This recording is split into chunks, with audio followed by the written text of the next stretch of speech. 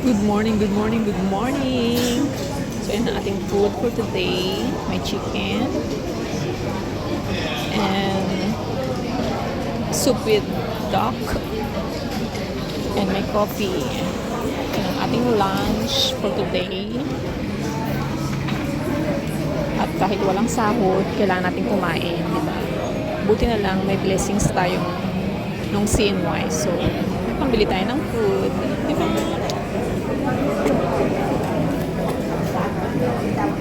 Wait mo.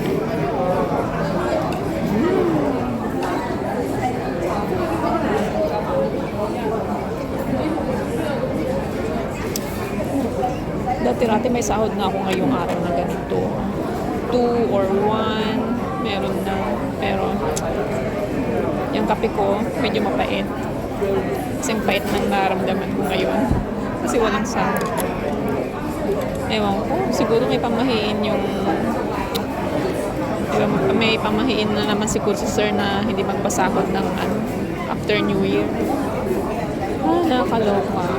Siguro mamayang gabi or bukas pa niya ibigay yung sahod. So magmamadali na naman ako pupunta ng mapapadala.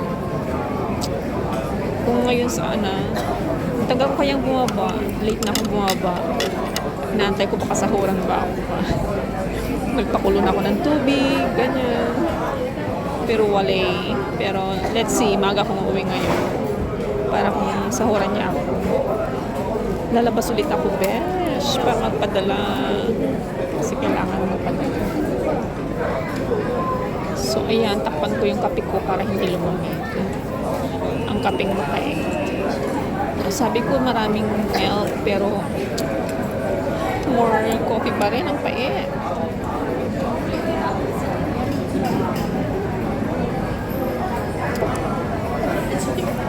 Nahirapan talaga ako sa ganyang noodles na chopstick pa. So let's see. Masarap din naman siya. At may pagulay siya. Isang gulay lang. Isang hiwa.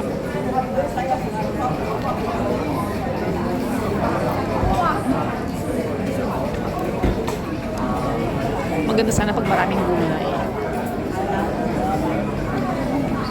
Pero usually, ganyan lang.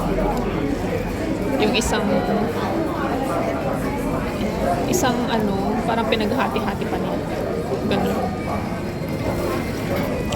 Diba? Hirap ako mag-chopstick. Pero kailangan nating sangayan, besh.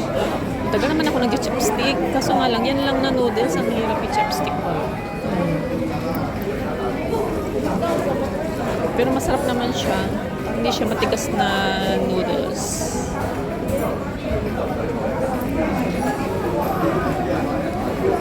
Sarap humigop ng sabaw, lalo't malamig ang panahon.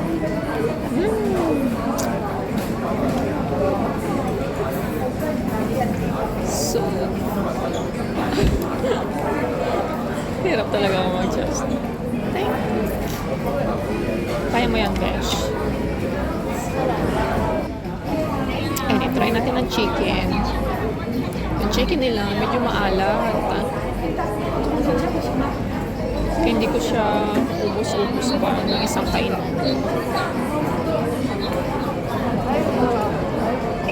Pero masarap din naman siya. Yun na nga lang. Medyo maalat. Juicy din. Ang problema lang, medyo maalat. Diba? Ilang beses ko nang sinabi.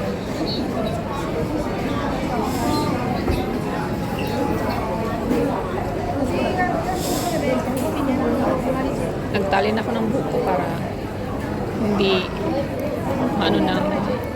sumausaw sa sabaw. At komportableng kumain. So, ayan. And I have my take. May tira pa ako, so I will take it home para hindi masayang.